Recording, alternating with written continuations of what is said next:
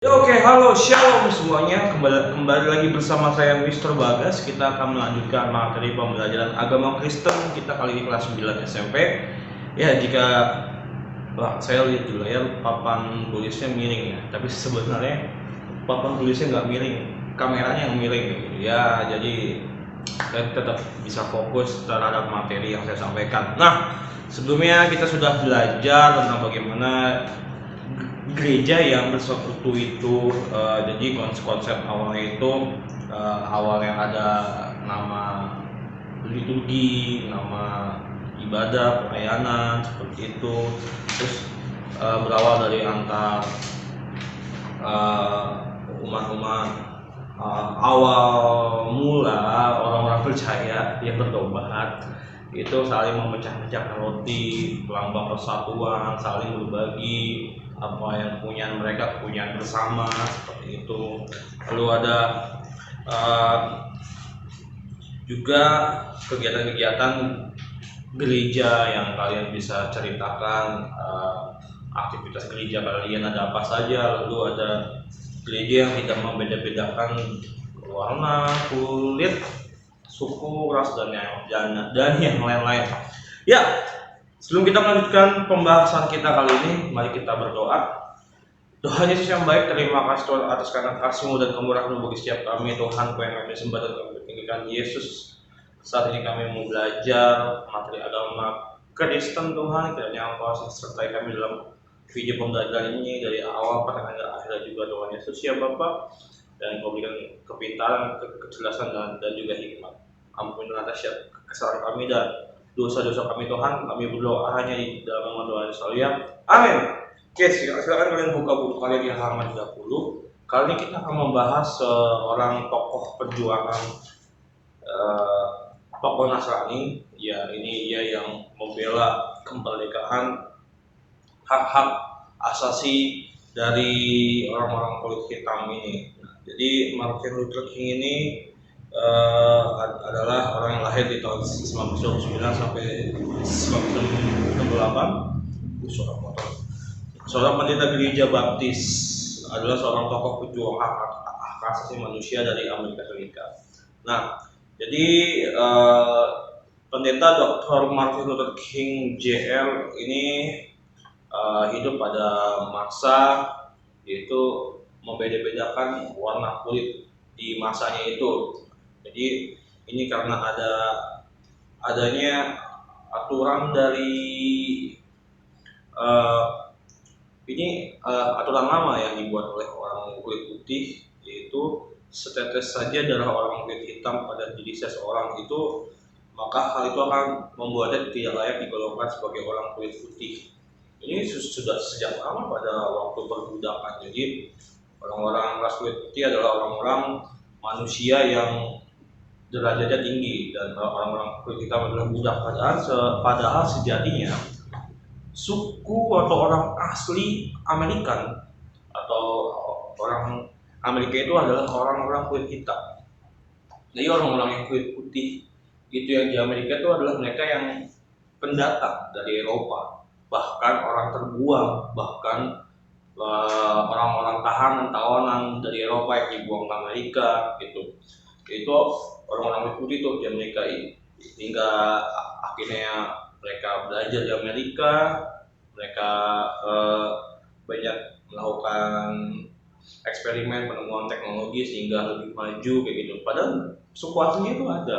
Kalau kalian tahu suku asli, suku Indian, kalau kalian lihat film koboi kayak gitu, nah itu adalah, kalau kalian lihat suku India adalah suku aslinya orang Amerikan kayak gitu, orang-orang kulit hitam. Makanya sebenarnya orang-orang yang, kalau kalian lihat orang Amerika tuh nggak selamanya putih gitu. Tetapi karena ada aturannya itu, jadi ada orang kulit hitam dijadikan budak.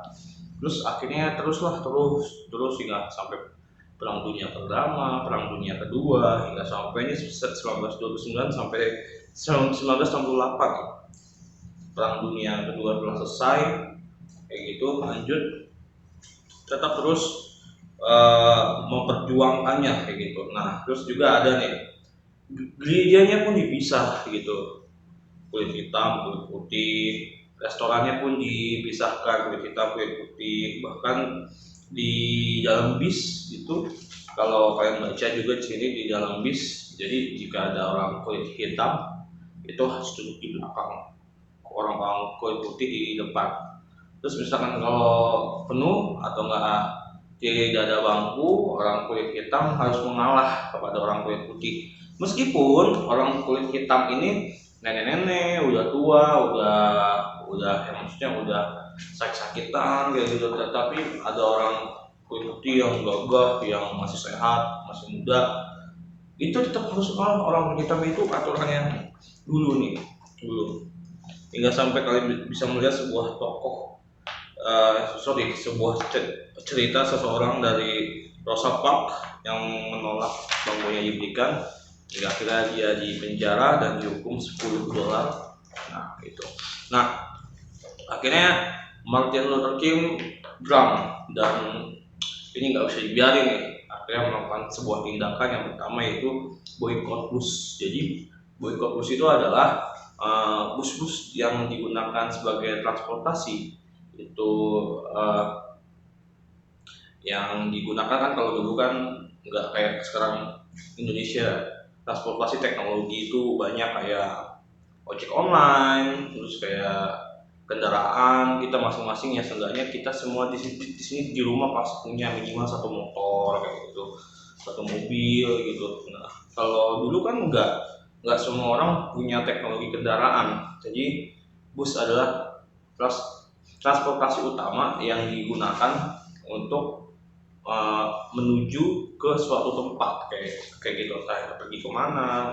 Jadi melakukan boykot bus hingga akhirnya boykot di mana-mana itu kan mengalami kesusahan gitu. Jadi maksudnya yang orang kulit putih ingin kerja atau ingin kemana jadi susah kayak gitu.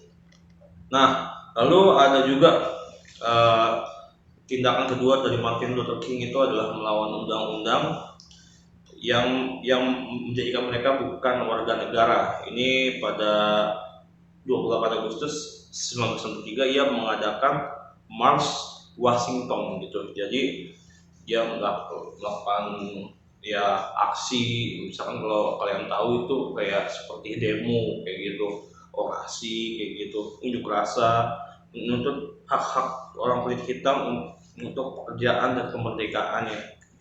Nah ini unjuk rasa ini sangat amat keren, diikuti oleh 200.000 hingga 250.000 orang. Kebanyakan sih kulit hitam, tapi ternyata ada juga orang kulit putih yang ikut berpartisipasi untuk membela orang kulit hitam. Jadi nggak semua orang kulit putih jahat di dunia, ada orang kulit putih yang baik. Nah meskipun pendeta King berulang kali menerima ancaman akan dibunuh, terus rumahnya dibom berkali-kali kayak gitu. Nah ini King tetap berpegang pada prinsipnya untuk berjuang tanpa adanya menggunakan kekerasan gitu. Jadi tetap tidak membalas. Ia bertekad untuk menggunakan cara-cara damai agar orang-orang kulit hitam memperoleh hak-hak mereka yang setara. Bagaimana pendeta King dapat memperoleh kekuatan yang begitu hebat? Ternyata dalam hidupnya pendeta King sangat tekun berdoa. Nah ini doanya pendeta King. Tuhan, karunialah kami kekuatan tubuh untuk terus berjuang demi kemerdekaan. Tuhan, berikan kami kekuatan untuk tetap tidak menggunakan kekerasan, meskipun kami mungkin menghadapi maut. Wow. Lalu ada doa lagi dari pendeta King, yaitu Tuhan, singkirkanlah segala kepahitan dari hatiku dan berikan aku kekuatan dan keberanian untuk menghadapi bencana apapun yang mungkin menimpa aku. Nah, prinsip anti kekerasan yang diberlakukan pendeta King didasarkan pada ajaran Tuhan Yesus yang mengatakan, janganlah kamu melawan orang yang berbuat jahat kepadamu, melainkan siapapun yang menampar pipi kananmu, berilah juga kepadanya pipi kirimu. Ini ada di Matius 5 ayat 39. Nah, tentu tidak mudah menerapkan ajaran ini di dalam kehidupan kita. Jadi maksudnya tampar pipi kanan kasih pipi kiri, jadi kita nggak boleh balas, kita rela dan harus ya, kalau kita dihina, kita ditindas, kita tetap memberikan kesukarelaan, tetap memberikan kebaikan, kayak gitu. Inilah orang-orang Kristen yang sangat amat hebat dan luar biasa. Dan pada akhirnya Pendeta King dibunuh pada 4 April 1998 oleh orang yang membencinya. Namun menjelang ajalnya, King berkata, "Saya memaafkan orang itu." Wow, keren sekali. Perjuangan Pendeta King pada tahun 1950 hingga 1960 itu baru terlihat buahnya ketika Barack Obama berdarah campuran kulit putih, yaitu dari ibunya dan Afrika dari ayahnya, terpilih menjadi presiden ke-44 Amerika Serikat, terpilih pada tahun 2008. Semua ini rasanya tidak mungkin terjadi apabila Pendeta King tidak berjuang untuk hak-hak asasi orang-orang kulit hitam. Ini pun tidak mungkin terjadi apabila King tidak terinspirasi oleh ajaran Tuhan Yesus Kristus. Jadi meskipun sudah diperjuangkan, tapi masih ada proses, nggak semuanya langsung berubah. Jadi tetap bisa diterima, ada yang beberapa tempat atau beberapa acara mungkin masih bisa berbau, tetapi di Amerika masih ada loh yang membeda-bedakan kulit hitam putih itu tuh di sana ya, meskipun tidak semuanya, tetapi akhirnya ada beberapa perubahan hingga sampai presiden pun akhirnya bisa diduduki oleh kulit hitam, bahkan kulit campuran. Dan ini ada tugas yang sudah mengerjakan tugasnya. Terima kasih yang belum akan dikerjakan yang di kegiatan 6 ini ya. Intinya kalian menjelaskan tentang ke aktivitas gereja kalian. Yang kedua itu tentang gereja kalian apakah sudah melakukan tindakan keluar. Nah, ini nomor 1, ini apakah ini tentang komunitas ya. Jadi apakah komunitas itu berpengaruh bagi kalian. Yang kedua itu apakah kalian berdampak, entah itu gereja kalian berdampak atau diri kalian berdampak bagi lingkungan sekitar. Nomor 3, nomor 4, dan nomor 5 silakan baca. Nah, akumannya silakan kalian baca. Ini ada lagu Mengasihi Lebih Sungguh. Mengasihi lebih sungguh, mengasihi lebih sungguh. Tuhan lebih dulu mengasihi kepadaku, mengasihi lebih sungguh. Nah, ini kalau ada retreat atau camp tentang pengampunan, pasca pengampunan, ini ada nih, mengampuni lebih sungguh, mengampuni lebih sungguh. Tuhan lebih dulu mengampuni kepadaku, mengampuni lebih sungguh. Nah, ini yang melayani lebih sungguh, melayani lebih sungguh. Tuhan lebih dulu melayani kepadaku, melayani lebih sungguh. Oke, itu adalah cuplikan lagunya. Dan kita doa sama-sama bareng-bareng. Ada teks doanya di halaman 34. 1, 2, 3. Tuhan, ajarlah agar kami rela melakukan kehendak-Mu, apapun yang mungkin terjadi. Tambahkanlah jumlah orang-orang yang berkehendak baik dan yang memiliki kepekaan moral. Berikan kami keyakinan yang diperbarui akan prinsip anti kekerasan dan jalan kasih seperti yang diajarkan oleh Kristus. Amin. Oke, cukup sekian dan terima kasih. Tuhan Yesus memberkati. God bless you.